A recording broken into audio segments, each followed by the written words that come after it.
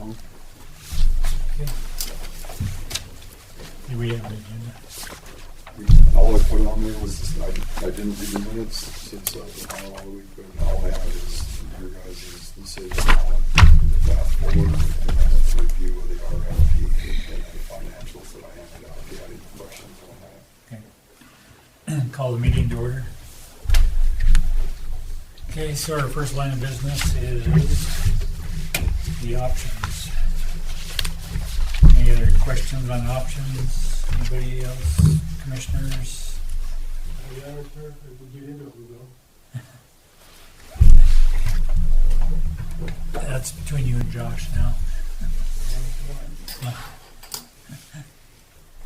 Okay, so we have a motion on the floor to, or can I get a motion to adopt these, or do we want to have discussion first, or? Has everybody had a chance to review them? Does everybody know what the options are? You guys know what the options are and stuff? I'd so move. We adopt these three options. Is there a second? I'll second it. Okay. Any discussion before we? No. There's no public comment. Okay. So I do have a question, are your motion for, you just said so moved, so, I don't know what your motion is. So I move that we approve, we approve these three options to be submitted to the Board of the County Commissioners for consideration. Okay. So it's been moved and seconded. We approve all three options that we have on our paper here, and they'll go to the commissioners. All in favor? No, there's some discussion, you ready? Okay.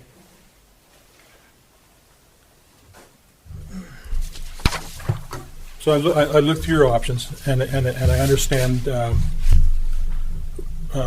what we're trying to do here. So I guess I would like to know what were all your considerations in these options?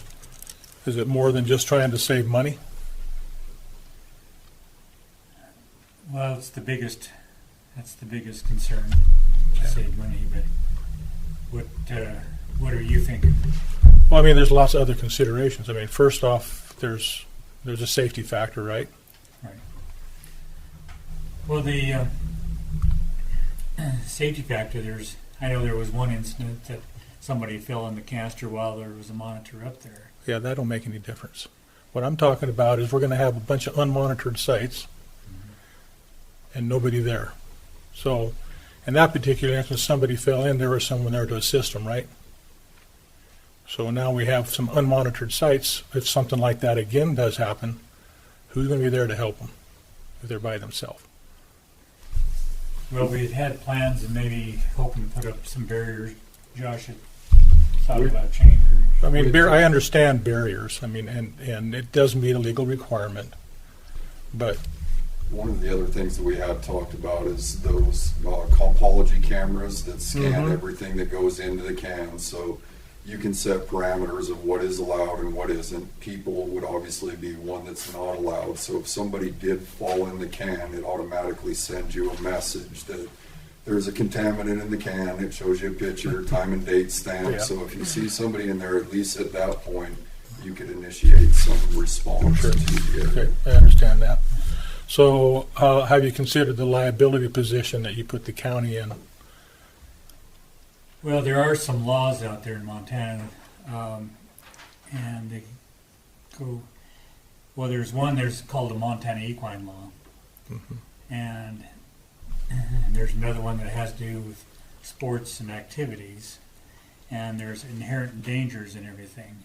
And as long as you aren't grossly negligent, if something happens, then that person is still, the liability is up to them.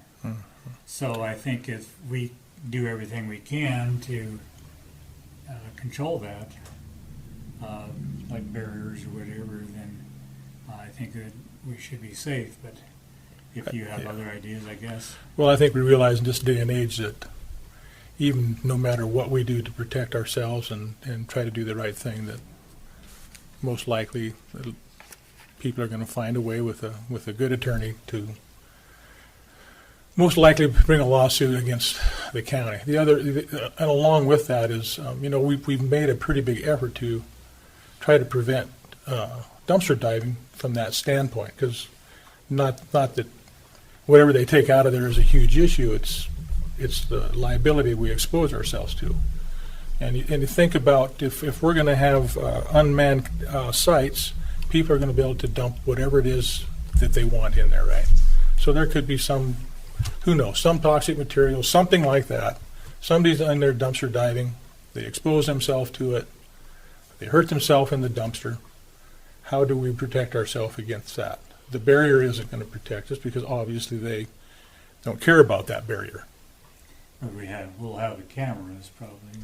That's after One of the the fact. things we Yeah, had but talked the about camera was is an actually- after the fact thing, Yeah. We correct? had talked about actual security camera, the cell service that would be able to view the whole thing. It isn't an after the fact thing, but we have a rampant dumpster diving problem right now. Yep. The second the attendants leave, since there is walk-in gates, they do have access to the sites. I've got hundreds of pictures of them the second the attendant leaves. So we do have an ordinance. We are actively trying to prosecute everyone we catch.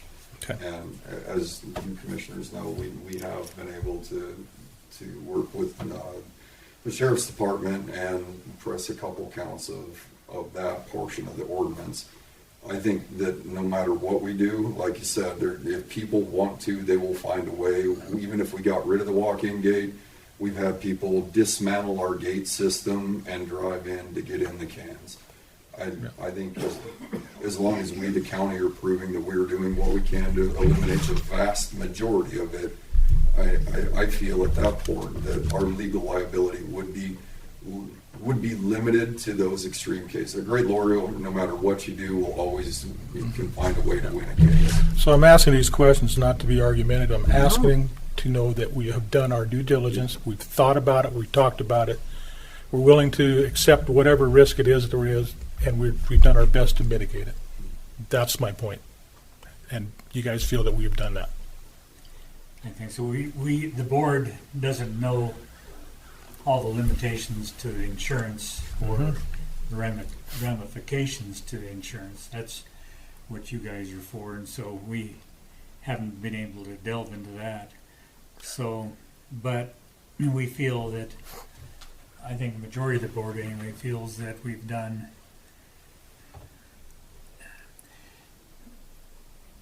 we've looked at those options and stuff, especially with the barriers and things like that. And Chris has supplied us with barriers that they've had at Marysville, which is similar to what we have here. It's monitored at times, but there's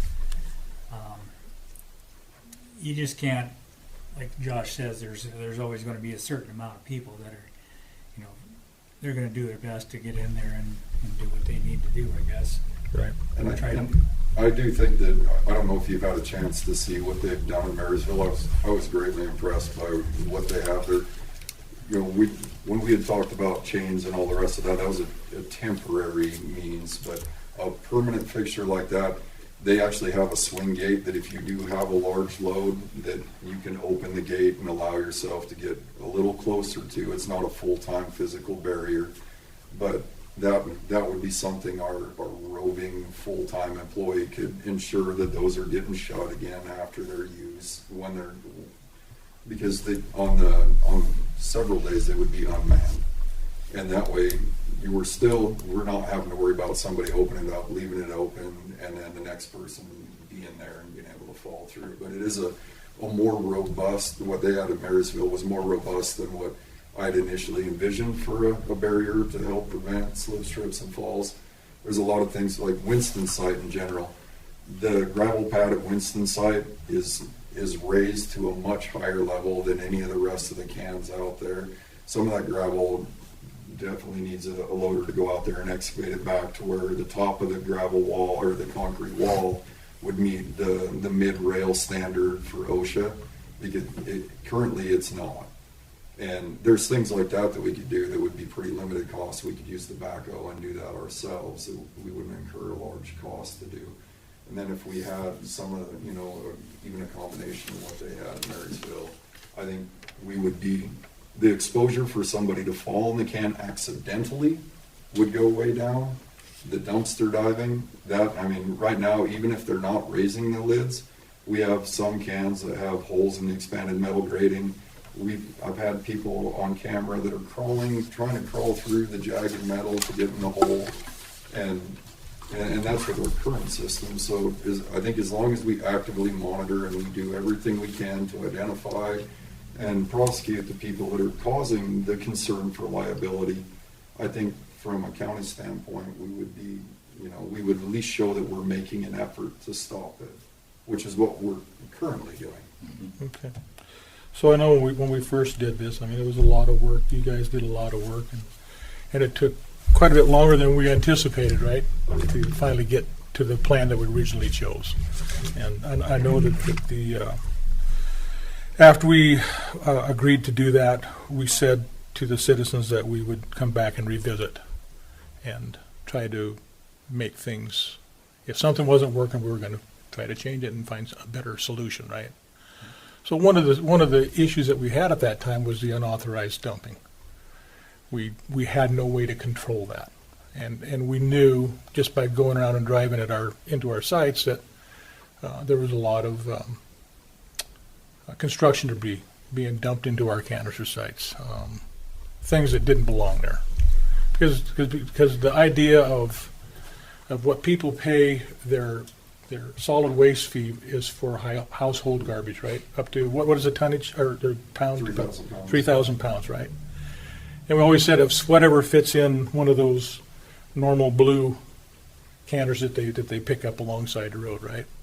Well, construction debris doesn't fit into that. Fence posts and wire doesn't fit into that. Manure and straw doesn't fit into that. So do you see where I'm going? And along with that creates more work for our guys up at the transfer station to try to sort that stuff on the floor. I would challenge the sorting part, because the only place we're truly sorting debris is at Cedar Street and Winston. Okay. Austin, Dry Gulch, and Raidersburg just have 2 canisters there. Everything that goes into those has to be sorted on the floor, and all of the walk-in cans, all 6 of them that we have currently out on a daily basis, all of that has to be sorted. So it's a very limited amount of sorting that does change, and that's what some of the options we were trying to, I think the goal, as we worked through these working meetings, was to try to find a happy medium, because some of the biggest concern I've heard from all of the constituents is they wanted more access.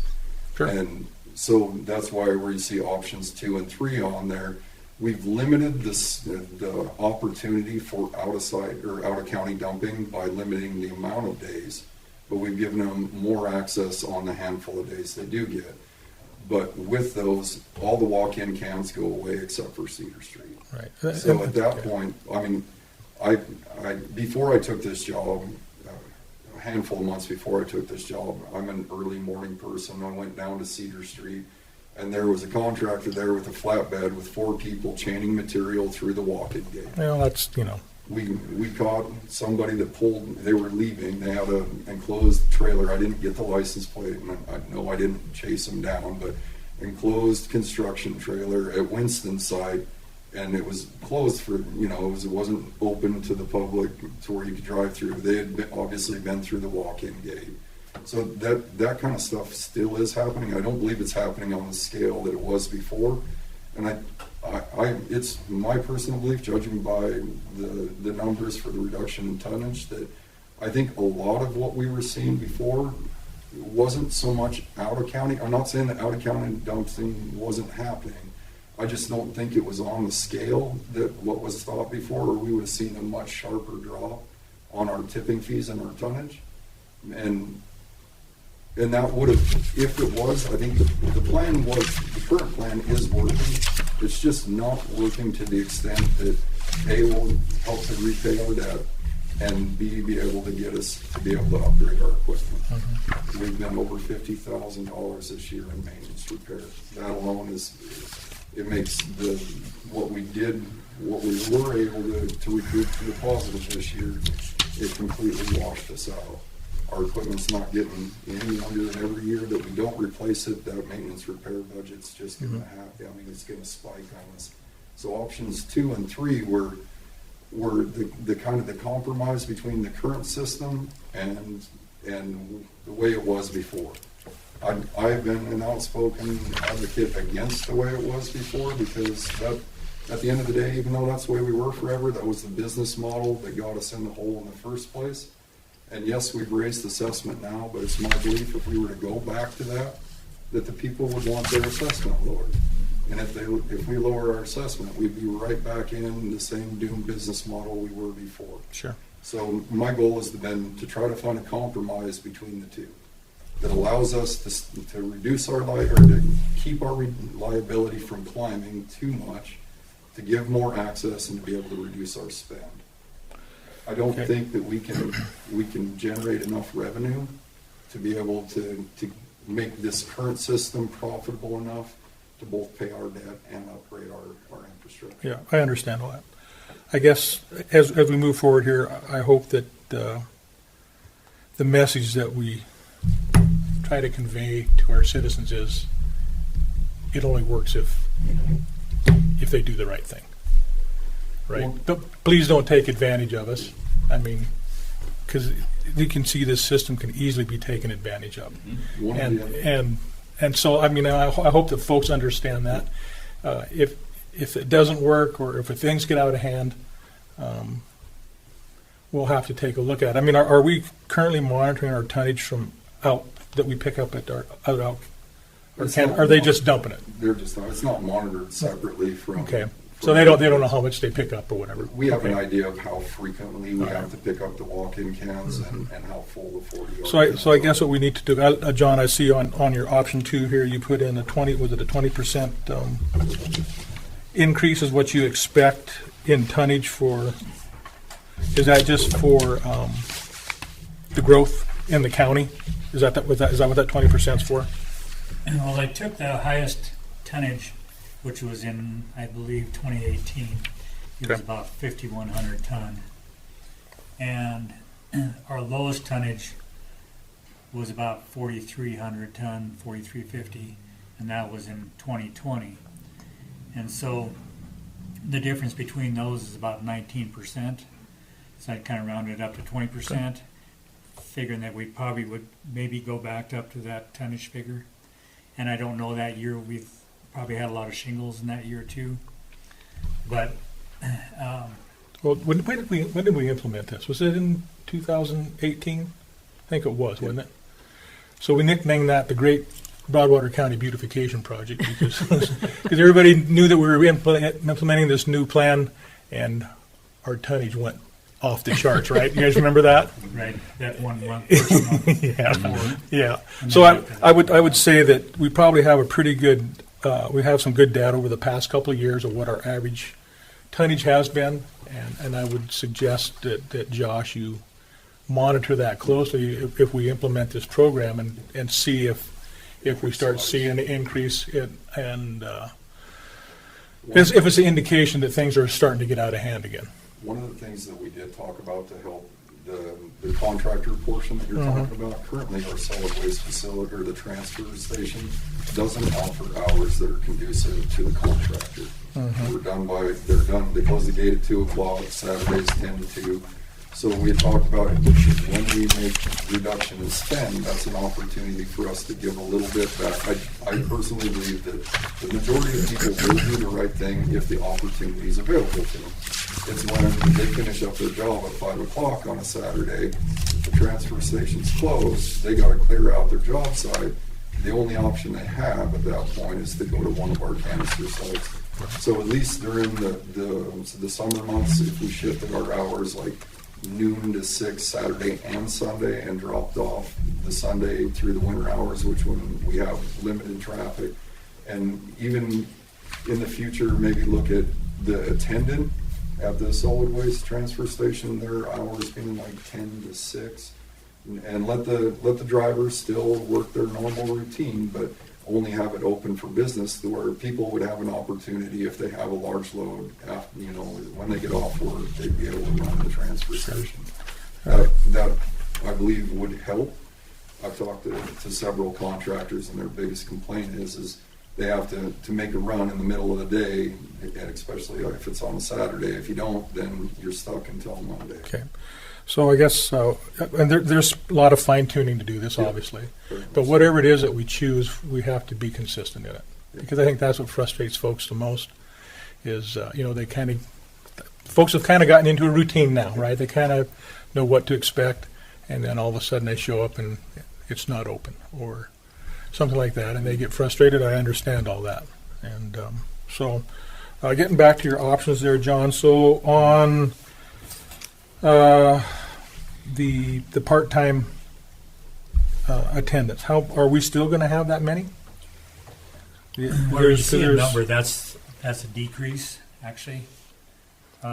So, like, every place you see a blank space, those are the ones that are stay on. Because there's still five listed, right? Depending on which option you look at, probably.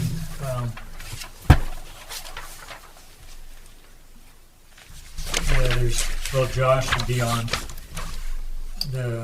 Tanya Hudson would still be on. Steve Cordova, Kelly Swanton, and I believe Doug Massey are all on. Right. On all of them. So look at the ones after that. 1, 2, 3, 4, 5. Are they still going to be? No, they're a negative, so they'd be eliminated. Okay. Did you have one more? If we looked at it, I believe that for option 2, you would have to have a minimum of 3, just so you have a backup in case somebody's off. It doesn't mean the hours are there anymore. You're going to need somebody to close. If you go with option 2, I believe that's the one where they close it's hours of operation. You'd have to have somebody to close the gate and close the cans every night. And I believe we need to start putting locks on the cans so somebody can't come and open them up like they're currently doing. And then you'd have to have somebody on Sunday. I've discussed with Commissioner Dilger and Commissioner Randolph, because you were out of office, and the board, of maybe shifting the full-time position from a Tuesday to Saturday. It's currently closed on Monday. That's their big day to recoup from the weekend. If we shift them towards Saturday, then we have somebody to open the sites up and get it all set up for 5 of the 6 days, and then you'd be able to have somebody on Saturday or on Sunday, a 12-hour shift. They could open and close, and then you needed somebody to close them at night, and then somebody on at least still active in the system that would be able to fill in. Okay. Yeah, okay. Like I said, this is all in the details. I mean, when we have holidays, we know that Monday's a huge day. So if Option 2, you still have one part-time person there, and then option 3, you have a half of a part-time person. Okay. So we're at less keypads and all that kind of stuff. That's not figured into these costs, right? Right. Okay. All right. And if you want, Josh has the Excel sheets, and you can look at those, or I can send them to you too, and you can play around with those if you want to. And it has more detail in it. Okay. And I see down here where we're no longer going to have hang tags, correct? Is that the idea? Okay. It's about a $4,000 reduction with Yep. do the hang tags. All right. All right. Well, I mean, I guess that's all the questions I have for now. And I'm sure that we'll have more when we visit this later. All right. Thank you. Thank you. Debbie or Mike, do you have any questions? I don't. There's no public comment still. I guess my question is, what's plan B? If this plan, whichever one we adopt here doesn't work, what's the next option? One of the things that we discussed is to do an annual review of where we're at, to be able, when we sit down and do right now, we get three quarters of the way through the year, Debbie sent out the worksheets. We can do a full review and decide, at this point, we have where we were, what we currently have, and then if we adopt something new again, we can take a look, and at that point, I mean, we'd have to see what is working and what's not working, but what we had talked about was for sure doing an annual review of our business practices all the way out until the point that we've dug ourselves out of the hole. And then at that point, if we decide necessary, we could go to an every other year full-on review of the plan. But currently, I mean, we have some big needs. We obviously have infrastructure, our equipment upgrades. We've discussed it at times, being able to move a transfer station to Cedar Street to be able to help streamline our business and plan for future growth. And then our current negative and balance that we've had forever.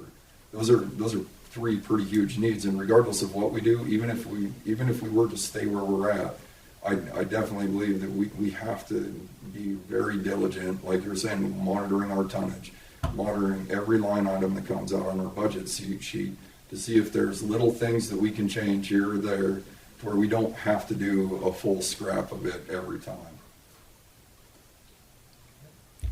And we either have to raise our revenues or decrease our expenditures. We haven't been able to raise our revenues other than doing a price increase, assessment increase there, and hopefully as the county grows, we'll be able to capture those extra assessments. And that's built in here too. There's a certain percentage of those will go up, and so that's why you see the revenue go up every year afterwards.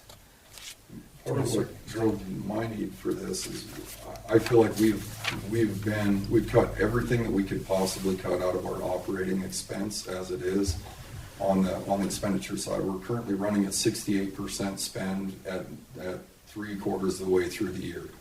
Our maintenance repair, regardless of us selling the metal and making good on that, and even with the one-time loan or the loan repayment for the canisters we purchased, even cutting as many of the little line items as I could in there to get us to 68%. Currently, it's just not enough. Well, the thing is, I mean, that's something that you don't hear. Yeah. That was nothing that you did and this board did prior to But- that. and You know what I'm saying? So, I mean, we're all trying to play catch up Yeah. and get us to a point where we can And I agree. be in a better spot. And I get it. My statement, or what I was trying to go with that is I've tried to modify this current system the way we are as much as I feasibly can. And I just can't tweak where we're at enough right now to be able to meet all the needs that we have. And that was my big driver for talking with both you and the board on looking into some way different to do this, because it's a non-sustainable business model where we're at, regardless of the fact that it looks profitable. It's our maintenance repair is just eating us alive right now. Anybody else want to say anything? Chris? Danny? Don? You know, and one other thing here is your years to the black, you know, this loan is not, the thing that you need to put in here is your payment period is not, it's not realistically gonna be 3 or 4 years, because you can't take all this money that we're trying to save here or whatever. You have to put that into a CIP, otherwise you're gonna end up with no money to fix anything again. And every time you have a breakdown or maintenance issue, you don't have anywhere for it to come from. If you think that you're gonna take all of these savings every year and put them to that payment, that's not gonna work, because we're gonna end up in the same boat we are right now with a bunch of broke down equipment. If we don't establish a CIP and contribute to it every year, we're just gonna, you know, pretty soon the dog's gonna catch us. Right. And We had talked about that, and it was not my intent to pay. My intent is to continue to pay our loan payment as we upgrade some of the key pieces that we need, like the walk-in trailer on the transfer truck. It's been patched about as many times as it can possibly be patched. We have a single hook truck, and our county's growing exponentially. The transfer station truck, I believe we have a reasonably cheap way to get a backup vehicle for that. But our excavator is old enough now that CAT doesn't carry parts, and neither does the aftermarket vendors. So to me, the walk-in trailer, the hook trailer, and the excavator, we need to be able to upgrade. And if it was me, if I had sole say in it, I would not surplus any of it. I would keep it as a public works backup for those days that our one piece of machinery does go down. We paid $6,000 this year for a rental loader while Cat was working on the one we had. When we get to that position, similar to what Lewis and Clark's doing, where you have, it's the old military adage, 2 is 1, 1 is none. And that way, we're not having to pay those high rental costs when something does break down. So those handful of key components, I think as those need to be looked at for replacement or repurchase, and then we keep what we have. It allows us, as we have money, to reinvest, or maybe if it's worth it, to rebuild the older model and have as a second. And then once we get through some majors, then we can start putting some bigger money towards our debt. So, I mean, this isn't something that we're going to be 3 years and we're out of whack. I think with what we're currently seeing, realistically, we're in that 7 to 10 year mark like we were hoping for when we talked about this, when you and I first started talking about that. We've discussed that CIP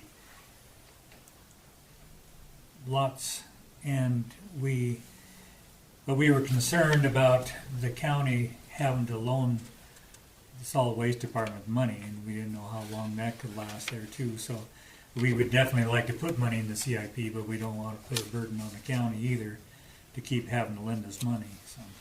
Well, we're not gonna loan you any more money. The thing is, this money is not coming from the general fund. It was money that was invested in a CD that was paying about 1.2%, 0.5% is what it was paying.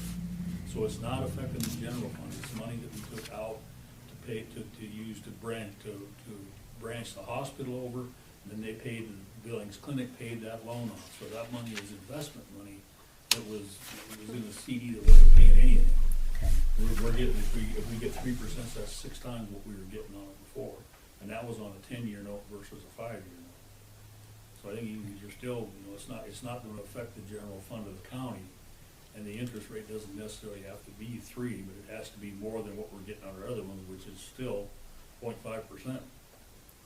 So it's not affecting the funds of the county, it's just investment money.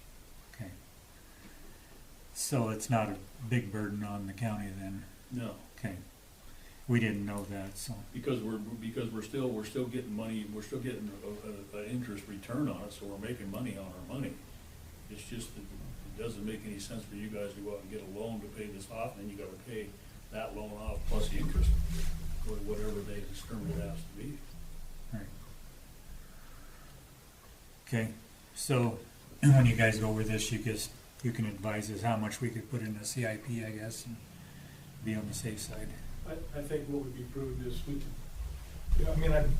my previous job when I worked in Lewis Park County was big maintenance manager.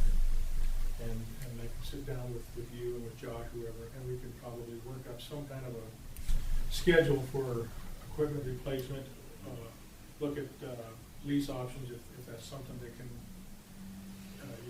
with the purchase at a specific point in time, get us into some equipment that's trustworthy and serviceable. We'll just have to look at all that stuff. But the main thing is to keep us moving forward. Yes, sir.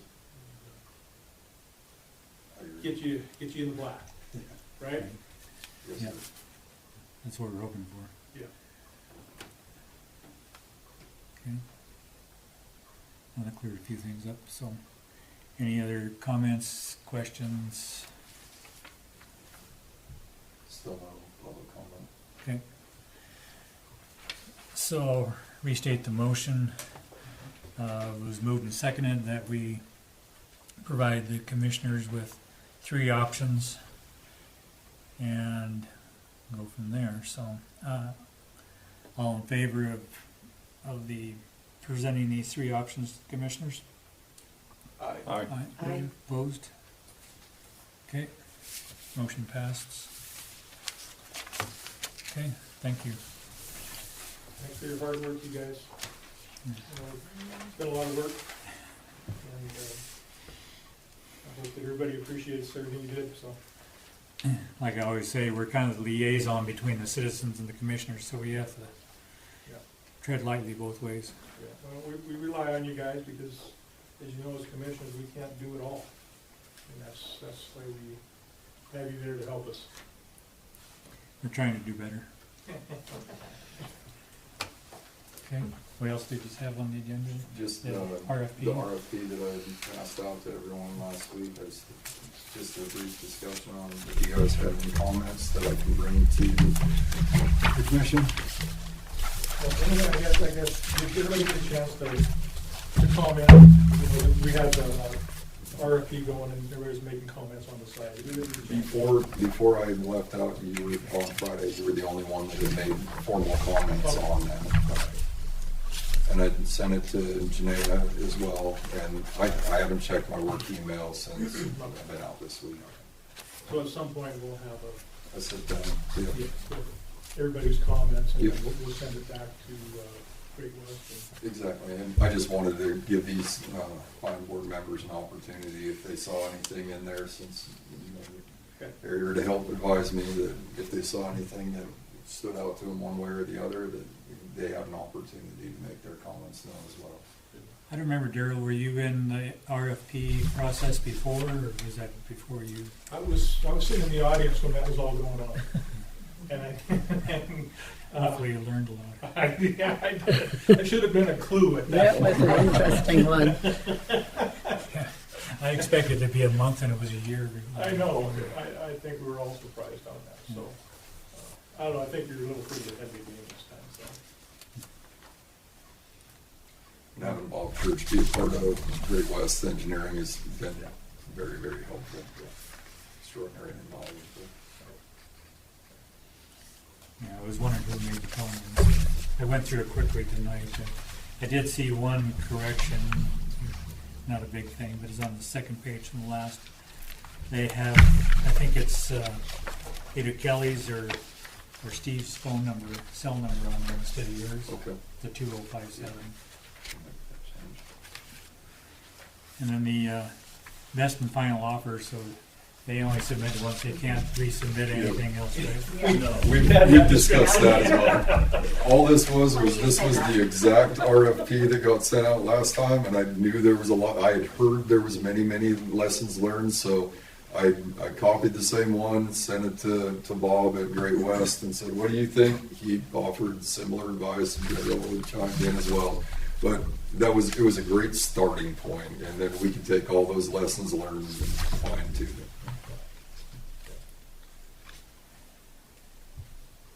But I agree that the best and final offer probably is not the most advantageous way to go. Now there's an alternative, can they bid alternatively too? On there, I see. When I saw that, it was basically asking for a bid, and then if they had, I think this was right around the time they were looking for better ways to do business here, so they were curious as to if any of the people they sent the RFP out to had any other options or alternatives. So to me, that would be kind of a side note, like. Wasn't the alternative was transport, right? Right. I think that was the other alternative. Yes, we had to Yeah. agree to present to the commissioners that Lewis and Clark could transport garbage because they were considering putting that in the RFP, but they never did. And Tri-County also. I didn't know what they were. Yeah. So that was the alternative, and I don't know if anybody really took advantage of that. I can't remember. And then the 5 years. Is it 5 years? With that. 5 years? The Yeah, contract? it's a 5-year term, I don't know, I mean, that's something I think we need to discuss. I think. I thought it was just a 1-year term and could go up to 7 years, wasn't it? I think the current one we have with. 3 with an option to extend to. Yeah. And so I think that's where they were going. That definitely, in my opinion, a 3-year contract is advantageous enough for anybody who is willing to submit. It's a decent amount of time to hold a contract, and then with the option of the county, if they're happy with the rates and the service, they'd be able to extend to a 5 without having to go through the RFP process again. Okay. I mean, there could be advantages on our part, you know, having a long-term contract, you know, exactly what our tipping fee is for X number of years, but looking at it from their side, you know, I mean, if their costs increase, they would have no recourse to make that change, so. I guess I was looking at renewals after the 5 years, and it's a 1 year renewal up to 7 years, so.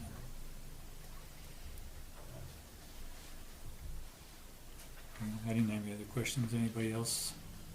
Questions on it? Okay. I don't know, the process, it's already in process, so we don't really have to make a motion or anything to. No, it's just in draft. This was just an opportunity for you guys to take a look at it and make any comment you need. So when was the final date they could submit? Anybody chose a date? My personal opinion is the sooner the better, Yep. because just from our experience last time, we were expecting it to not take long, and guess what happened, right? Right. And that's, my hope is when I come back on Monday, that week I can sit down with you guys, we can formalize and send that back to Bob, and then post meetings following if it all pops. I know it's probably way quicker than what it'll actually work. I agree, the sooner the better. The commission just did our silos RFP, right? We started in, what, November, right? November, we thought, oh, we'll be done by February, easy. January probably. Well, guess what? We just finished it, what, last week? 2 weeks ago. 2 weeks ago? I mean, Or last night. yeah, these things just take a life of their own. And that's just how it is. So, yeah, let's get it done as soon as we can. Yes, sir. So on here, they added timelines. What I had is the RFP released May 5th. Deadline for receipt of written inquiries May 17th. Written response is distributed by May 27th. Proposal due date June 9th. So that gives us 21 days to negotiate final terms on it with whoever we select. So I do have a question on that. It was a 3-year contract and it didn't begin to January 1st, correct? January 1st of the year. Right, so is this one going to begin January 1st rather than Well, it July? has to begin June because that's when the contract's up. Okay. From what I understood, the RFP process took so long, they granted an extension Right. to the previous Okay. contractors, so that's why there was that strange half-year period in there. What were those dates again, Mike? I don't have it. May 5th for the release of the RFP. May 17th for the deadline for receipt of written inquiries. Written response distributed May 27th. Proposed due date June 9th. And then, we'll have our review, right? Our review committee and board, hopefully prior to the 30th of the month, right? Yes, sir. Okay.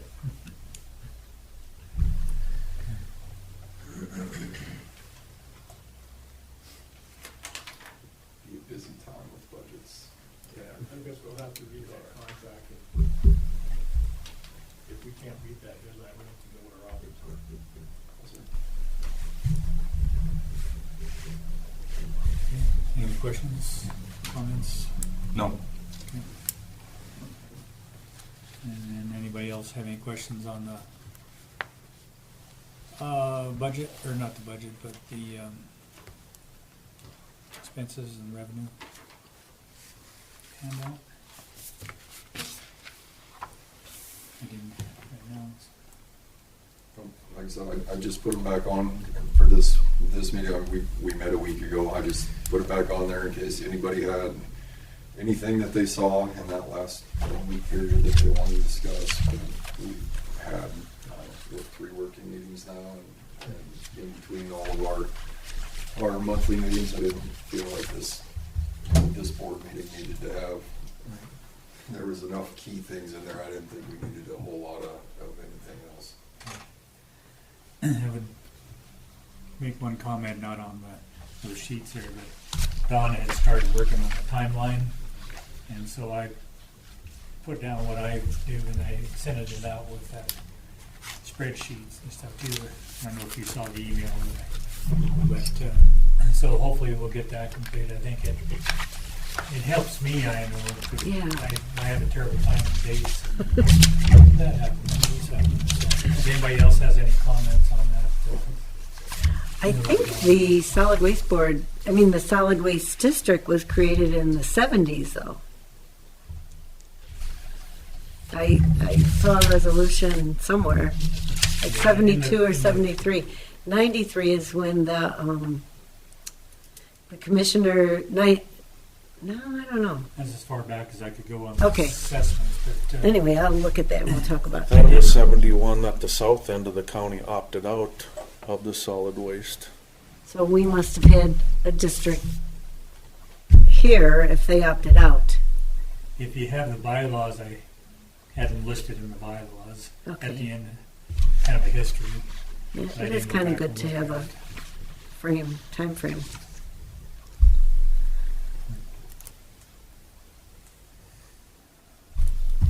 So, and also in that spreadsheet too, I included the assessments back as far as I could go, what they were, so. So if you guys are interested, if you wanna get them from Josh or me, whichever one, it's got quite a bit of information in there. Anything else? We're adjourned. I got a kind of just a nosy question. What was going on this year? The disposal fees were that high compared to.